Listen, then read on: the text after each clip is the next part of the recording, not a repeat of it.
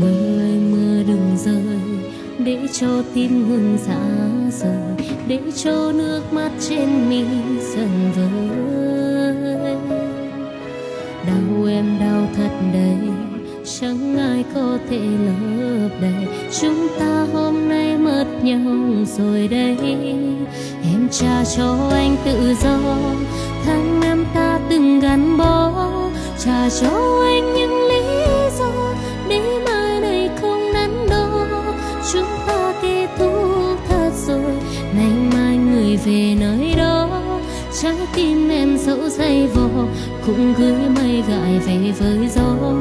Quên đi câu chuyện đôi ta, quên đi bão tố mưa xa, quên nên quên đi tất cả tháng ngày qua ta từng vẽ lá. Chính thức hôm nay rời xa, em trở thành người thứ ba.